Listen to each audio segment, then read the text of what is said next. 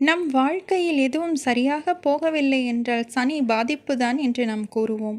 ஆனால் அந்த சனி பகவான் கோபமாக மட்டுமில்லை, கருணை உள்ளவராகவும் இருக்கிறார். விழுப்புரம் மாவட்டத்தில் அமைந்துள்ள வாலீஸ்வரர் திருக்கோவிலில் சனி பகவான் தனி சன்னதியில் தெற்கு நோக்கி அருள்பாலிக்கிறார். இது சாதாரணமல்ல, இதற்கு பின்னால் ஒரு வரலாறு இருக்கிறது. ஒரு காலத்தில் வானர அரசன் வாலி, அவனுடைய வாழ்க்கை முழுவதும் சிவபக்தியால் நிரம்பியது. சூரிய உதயம் முதல் அஸ்தமனம் வரை 1000 சிவாலயங்களில் பூஜை செய்யும் அளவுக்கு பக்தியுடையவர் வானவ அரசன். ஒரு நாள் இந்த அடர்ந்த வனத்தில் 100 சிவலிங்கங்களை நிறுவி மேற்கு நோக்கி அமர்ந்து தவம் செய்தார். அந்த நேரத்தில் இலங்கை அரசன் ராவணன் இதை கேட்டு கோபம் கொண்டான். என்னை விட பெரிய பக்தன் இங்கு யாரும் இருக்கக்கூடாது என்று அகம்பாவம் கொண்டான்.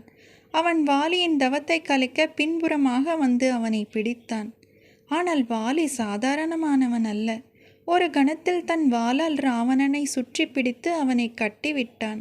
அவன் பூஜையை முடித்துவிட்டு ராவணனை சிறையில் அடைத்தான். அதுவும் போதவில்லை, தன் மகன் அங்கதனின் தொட்டிலில் தலைகீழாக தொங்கவிட்டு விளையாட்டு பொருளாக வைத்தான். இதை கேட்டு மண்டோதரி வந்து வாலியிடம் மன்னிப்பு கேட்டாள். அதன் பின் வாலி ராவணனை விடுவித்தான். ஆனால் ஒரு விஷயம் அவன் மனதில் பதிந்தது. என் சந்நிதிக்கு இனி எந்த துன்பமும் வரக்கூடாது. சனி பகவானின் பிரதிஷ்டை செய்யலாம் என்று எண்ணினான்.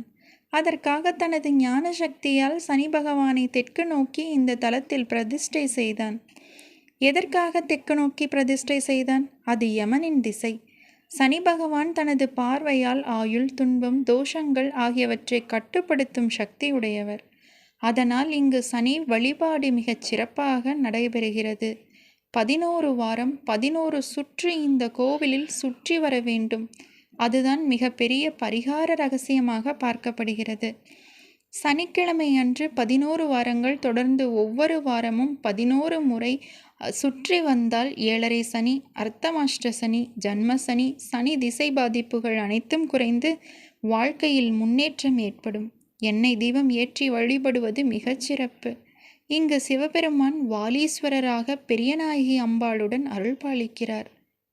வாலி செய்த தவத்தால் அவனது தோஷங்கள் நீக்கியதால் இப்பெயர் பெற்றது இந்த கோவில். மகிஷாசுரனை அழித்த சப்த கன்னியர்களுக்கும் இங்கு கோவில் உள்ளது.